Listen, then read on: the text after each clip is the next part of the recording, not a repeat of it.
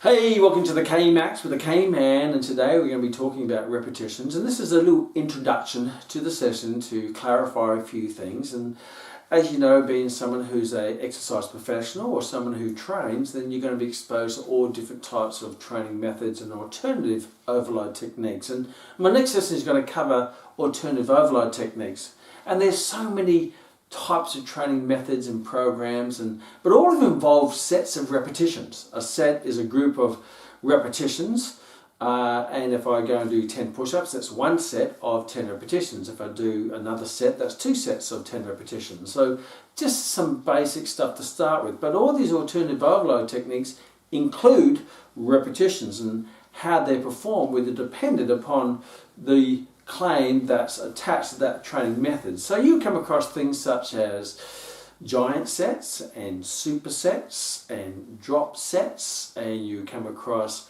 things such as time under tension, and you come across as partial sets. So there's all these different overload techniques which I'm going to evaluate from a physiological point of view in the next K-Max.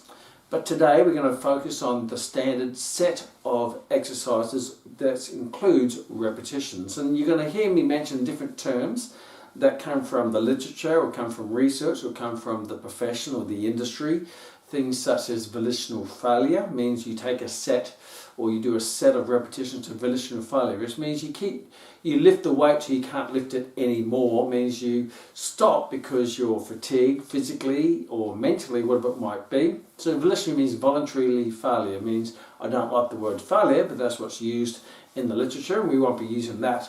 And I would suggest you don't use that with your clients. With your clients, I'd recommend you say, hey, let's put your best effort in, put your best set in, or do your best, or train to your potential rather than train to failure. Now, the term failure is not a word that I like to use. I like to, because I'm a positive type of guy. So train to your potential might be a better way to use it. And I also use things to train. I talk about training to fatigue. Do a set to fatigue, which means you can't do any more, whether that be physiological, means your muscles can't physically lift anymore, or psychological, because you don't want to lift anymore because it's uncomfortable or for whatever other reason that might be. So I just want to clarify a few things before you get into the full session. So whether it be volitional failure or training to fatigue, basically that means training to your potential or putting your best effort in, which means you're going to your physical barrier or your mental barrier to that, hey, that's as much as I can do, and anything more than that, then I don't really want to go down that path because I might get injured, or I physically can't do it, or I mentally just don't want to do it, whatever the case be. So enjoy the session, take lots out of it, and go and apply it to your clients in a very positive way, because that's how we roll here at Max. We're positive as you would be as an exercise professional. What is the magic number? How many repetitions in strength training should I do to get maximal muscle growth, or maximal muscle tone, or maximal strength or power? A great question, and the question can be very much debated by various experts in the profession. Now, I've been doing this for a long time, and I've come across lots of different philosophies in training and programs, and what reps you should do and how many sets you should do. But today we're going to focus on repetitions. Now, for those, repetitions is how many repetitions you do. So if I hop down on the ground and do 15 push-ups, I've done 15 repetitions. So let's start with the simple things. And I'll go into the science of it, the physiology of repetitions. But to start with, I just want to work on the basic principles of the purpose of repetitions and numbers and how you can use them to get the best out of your training session. First rule is don't be defined or limited by a number. So results aren't in a number. It's what you put in the numbers that determine the results. And how what we put in it is determined by obviously our effort and the load and the intensity that's in that particular set of repetitions. But you will also hear, hey, if you want to get maximal power, you have to do 1 to 3 repetitions. And if to get maximal strength, you need to do 4 to 6 repetitions. And if you want muscle hypertrophy or muscle gain or muscle size, you need to do 8 to 12. And if you want toning, then you have to go 12 up to 20. Well, there's a question there, which if you haven't sort of identified, is what happened to 7 Seven's not in the equation. And I see these in lots of different journals and books and magazines and different articles. But yeah, 4 to 6, 8 to 12, 7. What if you get 7? If you do 7, you get no results. Hey, if you want muscle size, and you go over 12, you do 13, do you stop getting muscle size? Look, I'm being a little bit sarcastic. 1 to 3, getting powerful. Yes, 4 now, putting on, I'm getting strong now I'm getting strong. 7, get through that little zone of 7 because you get nothing in 7. They go at 8 now, putting on muscle size, and now I'm on 13, now I'm toning up. And so, yes, a little sarcasm in there in my voice, as you probably haven't felt that. However, I do find people will get numbers and they'll say you have to do this and you have to do this and you have to do this. And so let's have a look at what you have to do, because everybody is different and everybody is training for different reasons and different goals.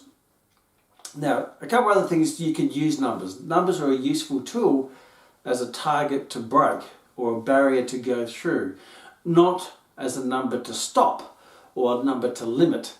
And I used to see a lot in my younger days, and people would go into the gym and they go 1, 2, 4, 5, 6, 7, 8, 9, 10. And they stop. And I say, why'd you stop? It says, because on the card it says 10. So I had to stop at 10. But you can obviously see they can go way past 10, which means they have more strength or endurance to do more than that, or they can do a lot more weight for that repetitions. So really they're only using a smaller percentage of their potential or absolute intensity, or what we call relative intensity. I'll talk more a bit about that. It means they're only using a small proportion of their potential because they stopped at 10. But why would you stop at 10? Why would you stop at 10 push-ups if you can do 15? And if you stop at 10 and you can do 20, will you get better if you just stop at 10? And the short answer to that is no, because if you want to improve, then you need to push those limitations or those barriers within the safety zone of your individual circumstance. And obviously some of us have injuries and some maybe some conditions that we need to be aware of, depending on whether it's really high blood pressure or osteoarthritis or some form of injury. For example, I had a training session yesterday with one of my students, and he said, how hard do you want to train today out of 10? 10 is to absolute failure, that you can't do another repetition. 1 just means you're basically doing nothing. I said, I like to train around about 8. It's not because my muscles can't do more, because they can, but my joints tend to speak to me and say, hey, don't go any further than this, because if I go further than this, you're going to aggravate the joint and inflame the joint while training to push the muscle. So the number one rule as an exercise professional is to not hurt your client. So you've got to make sure your repetitions are in a nice safety zone that's going to give them a result that's comfortable for them, that they enjoy, but doesn't break them. You want to push them, but not necessarily drive them into the ground. And I've been guilty of that in my younger days, trained to absolute intensity, volitional failure, and I find that, yes, I enjoyed it. I'm paying for it now because some of my joints are pretty well worn out since then, and I also lost lots of clients because I train them at an intensity that they're not comfortable with. It's like if you're comfortable driving your car at 60 kilometers an hour, and all of a sudden I say, hey, let me take you for a drive, this is how you should drive it, and I drive at 160 kilometers an hour around the suburbs, you're in the corner, you're on the passenger seat going, oh, you're crazy, you're a bloody crazy driver. Even though I might be good enough to do that without crashing, but I understand the faster I drive, the more likelihood I'm going to crash, because if something happens, I have less time to adapt or swerve or turn or brake. And I'm going to make you panic, and you're just not going to want to go driving with me again. So even though you may like to drive at an unsafe 160 kilometers an hour, your clients may not like that. Therefore, they'll go for one drive with you, you're scared the living daylights out of them, and they'll never come back. So they want to train for well-being and to quality of life, that you're driving them into the ground like an elite athlete. And I learned that lesson when I was training my father. And he was in his 70s at the time, and I wanted to get him fit and strong to keep him living, because I love my father and I wanted to increase his longevity. And I started bringing him in the gym, and I started pushing him a bit, and then he stopped coming. And I said, how come you stopped coming? He says, well, you said to me that strength training would improve my quality of life, but every time I train with you I can barely get out of bed 3 days after, and it's interfering with my golf because I'm always sore after training, which means I was training him at too high intensity. And I realised then that if I train him at that intensity, he's not going to be coming at all. So I promised that I wouldn't drive him as hard. When he did come back, I started training him at a lower intensity, but still progressed him. He still progressed. He kept getting stronger, but I didn't actually push him to those limits. I took him to a safe level, to that limit that he was comfortable at, that would create a physiological response where his body would adapt to get stronger without pushing him to that red zone of breaking, and then he wouldn't want to come back again. So repetitions, again, it's not how many reps you do, it's what you put into them. But first of all, if I say repetitions or RM, repetition max, repetition maximus means you do the repetitions using a load, a maximal load for those repetitions. Which means if I say, let's do 10 RM, 10 repetition maximum, that basically means I adapt the load, whether it be a squat or a bench press, what it might be, and I virtually fail at, or I come to fatigue at number 10, where I can't really do 11, and that is a 10 RM set, which means I can't do 11, and if I did, I really have to push myself, but I may not want to push myself that hard. So repetitions isn't a number. You have to pick a number that you can put your maximal effort in, a safe number that you can put your maximal effort in. Because if you put your maximal effort with a maximal load, you're getting closer to that threshold where you can push that threshold, you can get stronger. But if I pick a weight which is half the weight for 10 repetitions, and it's easy 10, I'm not going to improve. So the purpose of strength training is to improve or progress. It's called progressional overload.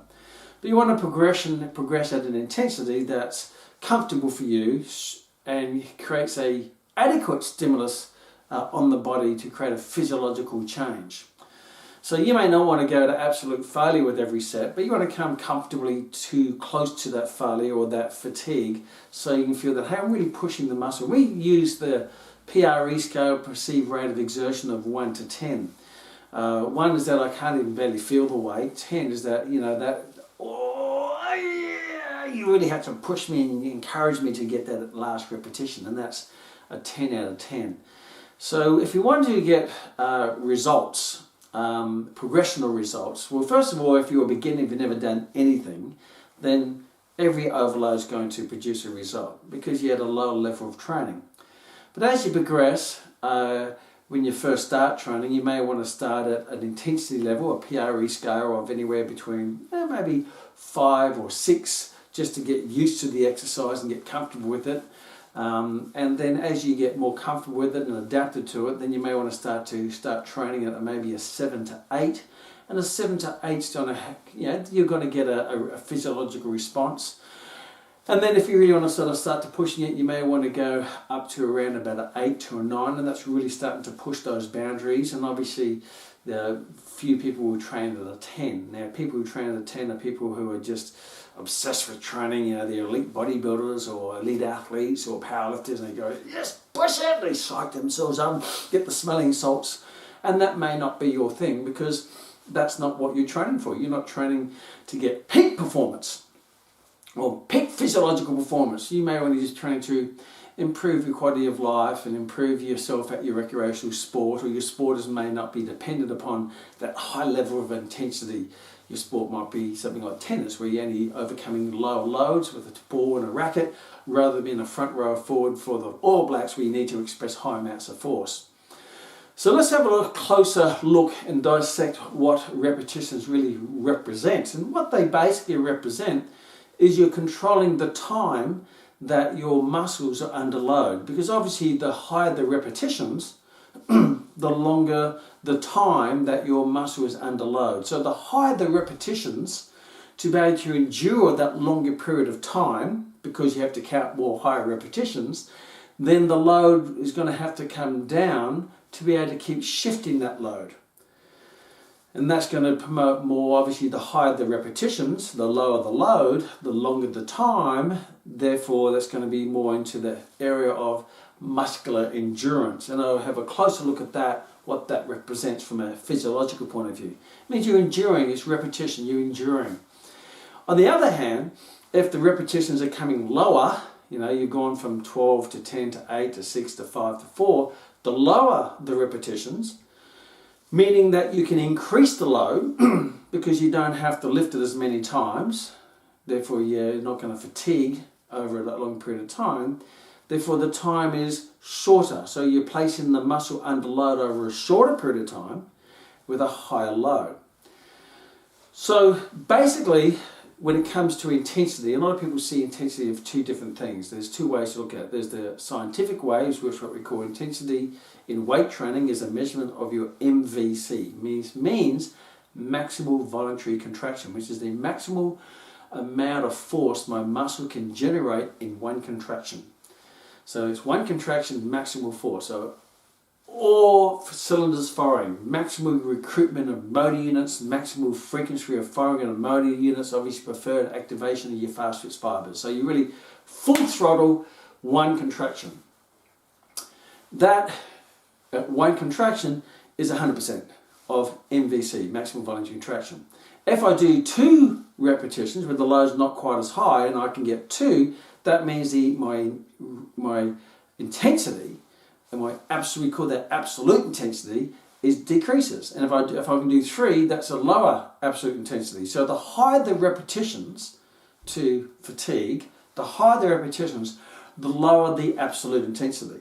The lower the repetitions, the more close to maybe 1 RM is maximal load lifted for one repetition, 1 RM, 1 rep max, then that's 100% absolute intensity.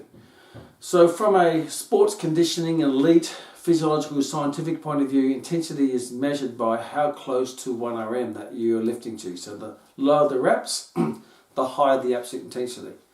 The higher the reps, the lower the absolute intensity, because you're reducing the force of the load and therefore you can endure. There's another form of intensity which we use in the field called relative intensity, which basically represents how much effort you put in. So if you're, no matter what the repetitions are, whether it be 1 RM or 10 RM or 20 RM, if you're lifting a load that brings you to absolute fatigue by the end of the set, where you can't do another repetition, then you've basically put 100% effort into that set, irrespective of the repetitions. You've actually gone to volitional failure. That means you fatigued. So that's 100% intensity. We call that relative intensity, means it's relative to the effort, not necessarily relative to your MVC, maximum voluntary contraction.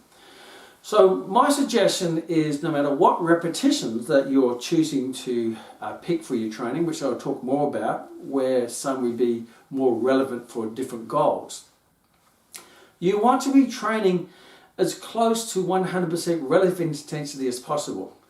Ideally, depending on if you have any physical limitations or injuries, you want to be trying to be training at least 8 out of 10 of relative intensity. It means if you look at 8 out of 10, means you're training pretty hard. You could probably push yourself a bit harder if you wanted to, but that might get to that zone of being really uncomfortable, or you may aggravate a joint or increase the chances of an injury or whatever it might be. So to get progress, you want to be working at around 80% of relative intensity, irrespective of the repetitions. And I'll talk about what percent of absolute intensity is ideal for different goals as well. So essentially what I'm saying is put everything you've got into everything you do. If you're going to do it to the best that you can do it. Push yourself as far as you can, that's comfortably, that doesn't have any adverse effects, that doesn't turn you off the exercise. So try to push those limits for you, and everybody's different. Some people want to train to the red zone, and some people want to train off the red zone, and some a bit short of the red zone. But you want to try to get close to that red zone, which is that 100% relative intensity, or even absolute intensity for that matter. So irrespective of what you pick, whether it be 5 reps, 10 reps, 20 reps, as long as you're progressing. Now when it looks at repetitions, for example, if I say let's aim to do as many past 10 as possible. So when you look at repetitions, see them as a number to break, not a number to stop at. The repetition is the green light, not the red light. You don't get to that number 8 to say it's got 8 repetitions and stop. You get to 8 and then it's a green light of how many more repetitions can I go past 8 to really push myself to improve myself, depending on what my goal is. Now sometimes You might be in the maintenance stage. You're as strong and toned and as you wish. Therefore, the goal is not to push. I know being an athlete for my sport, which is martial arts and combat sports, I get to a certain level of strength and I stop there. I don't necessarily try to push beyond that, because that's my level for me, I feel, is my optimal strength. Optimal strength is that level of strength that you acquire, that any further gains in strength after that will not enhance your sporting performance. It won't enhance your quality of life. It won't actually benefit you in any way. You're just getting stronger for the sake of getting stronger. So it's kind of useless strength because it's not applied to anything. Now, when I was a young gun in my 20s, I wanted to get as big as I can because I wanted to be attractive to the opposite sex. Therefore, big muscles and big, he must be, look at him, he's gunned up, or he's buffed. And obviously that was not necessarily, I was a bit led in that philosophy. But my goal is to get as big as I can for the sake of getting big, and to do that I need to get really, really strong. So I got strong beyond what was needed for my life, but it's more purely for aesthetic reasons, to look better, but also I was there to show off to my mates. How much do you bench? Well, I do a 300-pound bench. Well, aren't you macho man? So you got to be careful not to get wrapped up in that area, because sometimes, or that little space, because sometimes ego can drive you across the red zone into the injury zone, where you're just getting strong for the sake of getting strong. So you've got to make sure that when you look at how strong you need to be to do what you want to do, whether that be in sport or life. So I always think, how strong do I really need to be? For example, my father, who I trained, he needed to be strong enough to do his gardening, because he's a bit of a green thumb, and play his golf 4 or 5 times a week. But I was pushing him into that red zone to try to make him a super dad. But he didn't live a life of a super dad. He lived a life of a regular dad and granddad, where he wanted to be healthy enough to do his gardening, play with his grandkids and play golf, and he would be happy. He didn't need any more strength than that for his life. Now, if you're dealing with an elite athlete, maybe a power level athlete, like a front rower in the All Blacks, or a power lifter, or may need to go to that high level of strength, because their optimal level of strength is higher than the average person who doesn't need to express those high levels of forces on their day-to-day living. Where if you're playing elite rugby, then you need, or you're a wrestler, then you really need high levels of strength. So first of all, look at what do you need the strength for, how much strength do you need to really acquire to benefit you in that area, and where is that limit? What is that optimal strength? That any further gains in strength are not necessarily beneficial, and that's determined many times by the weight of the implement that you have to overcome. So if I'm in a front row of rugby union, I have to overcome a massive pack of forwards in front of me, so I need to be really strong. If I'm a front rower or I'm a tackle, I had to overcome and tackle someone who's 100 kilos. I need to be strong. If I'm a wrestler, I need to wrestle someone else. I need to be strong. If I'm a powerlifter, I need to lift a weight very heavy. I need to be strong.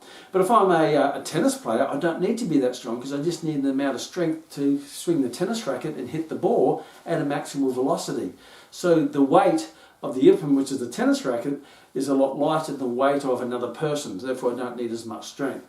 So just be careful, don't get wrapped up in pushing the limits beyond what you really, really need. So let's have a look at repetitions from a physiological point of view. Now, I shared before that repetitions represented basically the length of time that the muscle is under load to stimulate a physiological response. So the higher the repetitions, the longer the time that the muscle is under load. So there's a term in what we call physiology, the energy timeline. And in my previous Kmax, I talked about the energy systems and how they all operate. I won't go too much into that today, but I'll cover how it applies to repetitions. So the energy timeline is like if I'm on a track, maybe a 400 meter track, and I start at the start and the gun goes and I run as fast as I can. And I explode, I use my explosive energy at the start, and that's what we call in first gear, I suppose. If there's like the old days, there was 3 gears to a car. I had a Datsun ADB back in those days. First, second, third gear, we didn't have all the extra gears. You only had 3 gears. First gear was maximal force, maximal acceleration, maximal strength, maximal power, and that really got you going. And it goes back to hunter-gatherer days. That got us out of the kill zone from the bear who ran into our campsite, or gave me the speed to chase the gazelle for about 10 seconds to spear the gazelle for dinner. And that was what we used to call fast food back then, as fast running gazelles. So that is what we call the phosphate system, and that's the expression, maximal expression of force over the first 10 seconds or so. And that uses a energy-rich molecule, ATP, CP, adenosine triphosphate, and creatine phosphate. It's an energy-rich molecule in the muscles, and it breaks that down quickly to produce energy for those first 10 seconds.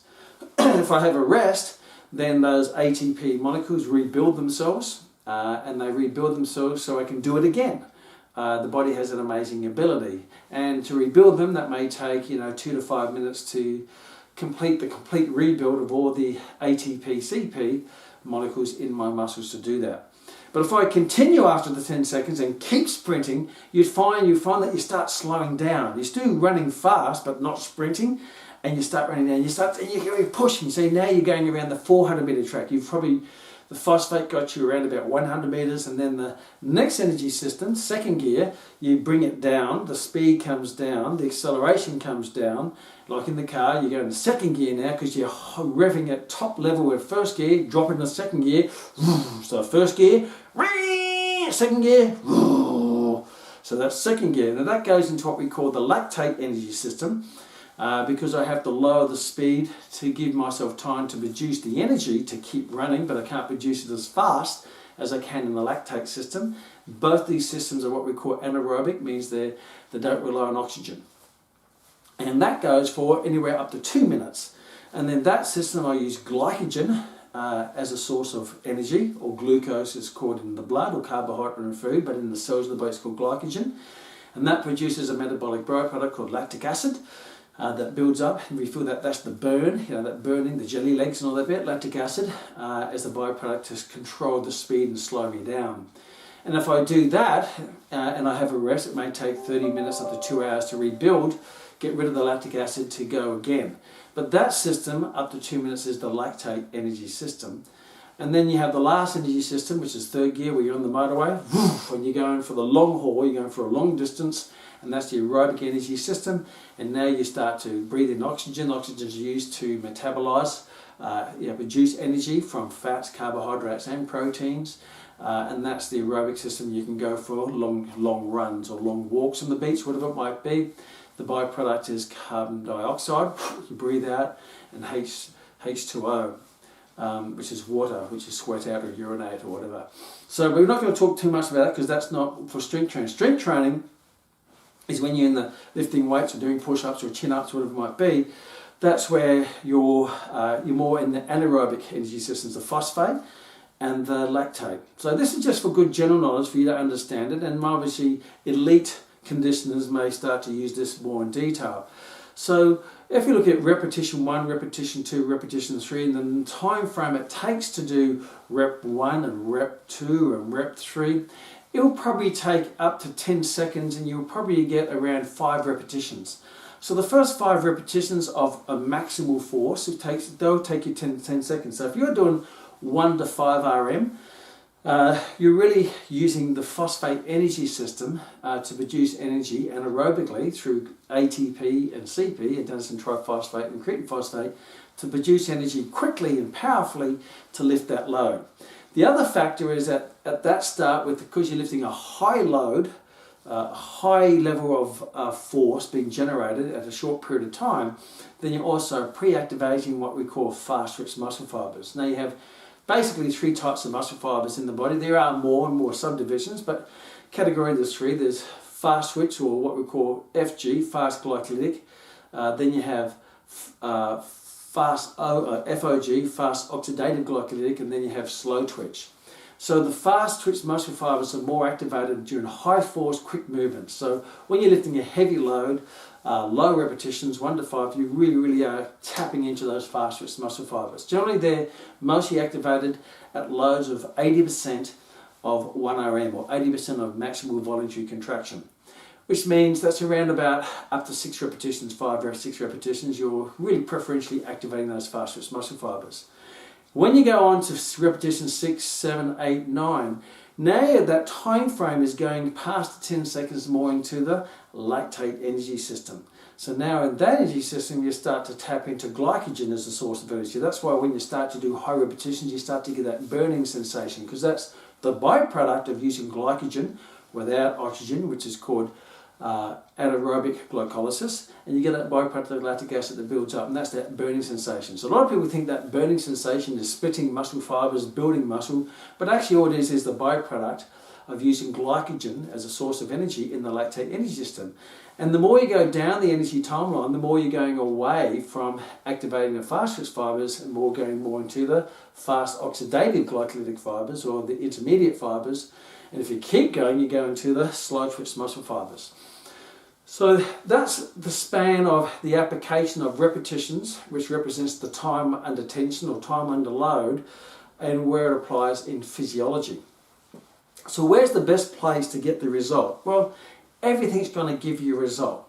Now, the closer you go to 1 RM, you're now going to put the body under high levels of force, high levels of stress. And obviously what comes with that, it's like driving your car at 100%. That's going to have a risk attached to it. Now, you have to be able to justify the risk return. You can get a return in all of these. But obviously, maybe down this end, that 1 repetitions to 5 repetitions to volitional failure or to fatigue, then that's not justifiable for most of us mere mortals who are just training for quality of life, training for well-being, or training for a sport that doesn't require massive levels of strength. For example, I do martial arts, and there's no stage I need to do a 1 RM punch. They're just fast. There's no justification for me to put my body under that extreme stress with the risk of injuring it that will actually stop me from doing what I'm training for. And like my training when I was training my father, it was stopping him from experiencing what I wanted to experience, which is more quality of life in his garden and playing golf. So you want to pick a rep range to beat, not to stop at, remember, as I talked about before, that's going to put you in that energy timeline that you're going to get some good fast twitch muscle activation, and your intermediate fast oxidative glycolytic, because you want to activate the fast twitch fibers, because they're really important, particularly with the aging process, because as you age you become more sedentary, therefore you lose muscle and you lose muscle fibers. That's what's called atrophy or sarcopenia, which is the loss of muscle with age. And you would start to lose what you don't use, and because we become more sedentary and slow in our age, we stop using those fast twitch fibers which you used to use when we were kids playing on the monkey bars or playing our sport or chasing the dog, whatever it might be. So we start to preferentially lose those fast twitch muscle fibers. So the challenge with that is, as I get older, I get osteoporosis or osteopenia, which is the loss of bone mineral density with age. And if I fall over, I become more brittle. But I want to maintain, what stops me from falling over is my fast twitch muscle fibers that catch me to fall. And also doing the more high intense type training will also have a greater effect on building your bone mineral density. So my point being, you want to be training with a rep range which is lower and safe, and progressive. So there's no magic number. Don't think, I have to do 6. 6 is the magic. No, it's not. It's what you put into 6 or 7 or 8 or 9 and 10. So my suggestion is start from a safety zone. Start with anything above double figures. So you adapt the weight. Now, if you can't adapt the weight, if you're doing push-ups, you only do 5, well, you can't take an arm off or a leg off to reduce the weight. But you just do your 5, and then you try to get 6, and try to do 7, and try to get 9, and try to get 10, and do as many as you can. In the weight training room, you can lower the load to a weight which is less, so you can really control the weight to control the repetitions. So my suggestion is to pick a rep range, maybe double figures. Pick 10, for example. So I'm going to do at least 10, and I'm going to do, when you go into it, don't think 10. Think, I'm going to do as many as I can. I'm going to keep going until I can't do any more. And if that by happens takes you past 10 to 11 to 12 to 13 to 14 to 15 to 16, that's fantastic. And you keep building up the numbers. But when you keep building the numbers, you may find, well, once I can do more than 15, then what I'm going to do is I'm going to increase the weight to keep me, because if I go down 15, now remember I'm going further down the energy timeline, which is taking me away from fast twitch muscle activation, increase bone mineral density, increase in muscle, increase in metabolism, because a lot of that is done down at this end of the energy timeline rather than the aerobic end. This then creates great physiological muscular changes in bone, muscle, tendon, and joint down this end. But if you go too far down this end, that will actually cause a stress and it can be detrimental. So that safe zone to start with might be 10 and above.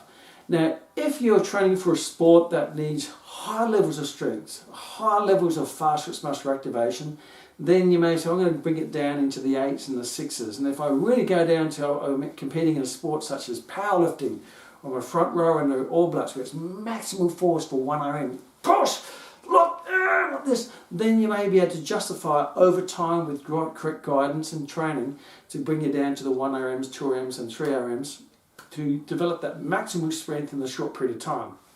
But most of us don't need that because doing my gardening or pushing the wheelbarrow or picking up a box or playing with the kids doesn't require those high levels of strength, and therefore I don't need to go to that high level of risk of injuring myself in that zone. So whatever repetitions, pick a weight that's comfortable for you, doesn't aggravate the joints. Remember, the goal of training is to train the muscles while protecting the joints.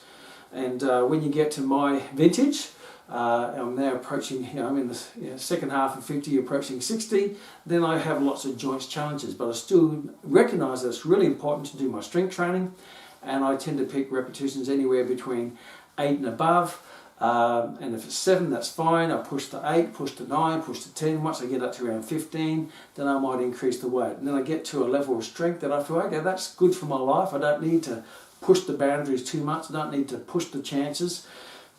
I don't need to be super strong anymore for my life because my life is, I'm still physical, I'm an internet level athlete, but I'm not in a higher power based type sport or activity or life.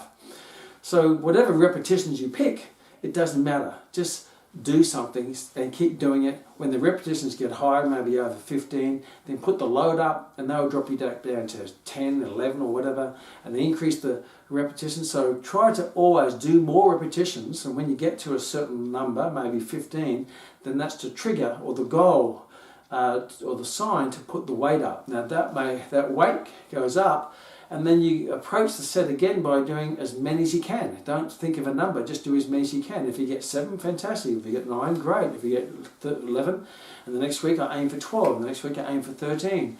And then when I get to 15, I put the weight up again. Now, you may work between 10 and 15, you may work between 6 and 10, you may work between 1 and 5 if you're more of a powerlifter type thing. If you're more strength orientated, you might. And really, when it comes to strength and power and muscle size, they're all pretty much the same. It's just that power is the expression of force in a short period of time, and that's also strength. Strength and power are pretty much the same thing. What's interesting is people will give a name attached to a rep range, whether you're hypertrophy. So we do know that when you first do strength training, your strength increases dramatically if you haven't done it before. And most of those increases in strength are through neurological adaptations, which means your muscles work out how to activate more of what it's got, more muscle fibers, in more motor units. They fire them at a faster rate, they increase their frequency of firing, and you'll get all these other neurological adaptations of preferred activation of your fast twitch muscle fibers, so you get strong really quickly. But once you've pretty much exhausted all those neuromuscular adaptations, and that may take 3 months, then any further increases in strength will come from an increase in muscle size. And it's not a direct relationship, but there is a relationship. So basically, if I want to keep putting on muscle size, I need to keep getting stronger. So my point here is get stronger at whatever reps you pick. There's no magic number. If you choose 3 because you're an elite athlete, you get stronger at 3. If you choose 8 because you're an athlete, a recreational athlete, then get stronger at 8. If you choose 12, get stronger at 12. If you choose 15, get stronger at 15. And when I say get stronger at 15, it means aim to do more reps than 15, then put the weight up, and that pops you down to 15. Then aim to do more than 15 and put the weight up, and that it gets you stronger at 15. If that's your rep range that you feel comfortable at and you enjoy, and you feel that most benefit to you. Because ultimately it's your body. If you listen to your body, and rather than listen to other people what you should be doing, listen to your body and say, hey, I'm trying to get strong for my life, strong for my sport, strong for my kids, strong for my grandkids, strong for my lifestyle, whatever it might be. Your definition for strength and doing what you want to do is best measured by you and how you live your life. And when you go in the gym, that should be, or doing chins outdoors or push-ups in the park, whatever it might be, you should be able to do that. comfortably, progressively, be the best you can, put everything you got into everything you do. Don't get wrapped up into the magic numbers, because there are no magic numbers. There's just what you put in the numbers, and they increase the weight for those numbers. And the way to increase the weight for those numbers is increase the repetitions, they increase the weight, that reduce the repetitions, that increase the repetitions, increase the rate, to reduce the repetitions. It's this little cycle, and then you take that to a level that you feel, okay, mission accomplished, I'm now at my optimal level of strength. I don't need to push myself any, my car, I have a beautiful car. It's an Aston Martin. On the clock, it can go 330 kilometers an hour. But you know what? I don't drive it at 330 kilometers an hour. Now, I can drive it at 330 kilometers an hour, but there's a risk that I may not make it to my 60th birthday if I keep driving at 330 kilometers an hour. So I drive it to the speed that I'm comfortable at, and that's around about 100, because that's the speed zone. Some people drive slower than 100 because they don't feel like 100, they drive at 90. Some people, they want, let's do 150, that's fine, but there's likelihood that you're going to increase your chances of an accident, injury, death, which I'm not really particularly interested in. Because people ask me all the time, how fast does it go? I said, this car, baby, this car, I've taken it all the way up to 100, because that's the speed limit. Because one thing I don't need in my life is expensive parking fines. I don't need expensive car repairs because I burn out the engine, and I don't need to replace the car because I crashed it, and I don't need to hospital bills because I injured myself in the crash, and I don't need death. I don't need to that. I've got to 56, I'm pretty happy with that. So do I need to go take my car beyond 100? Absolutely not. Unless it's an emergency, because I have to pass a car to save something, whatever it might be, then I know I've got the guns under the bonnet. But I don't need to do that because my lifestyle doesn't require that. Some young kid who's full of vanity and ego says, yeah, how fast can we go? Well, okay, that could be a temporary citizen if they keep going down that path. And strength training is the same thing. Train to the limit that serves your life. Anything above that's a waste of time. It's an increase in risk, and it can be very counterproductive, particularly if you're injured. And if you're injured, you can't train, and it just flushes all the benefits down the dunny. See you in the next Kmax.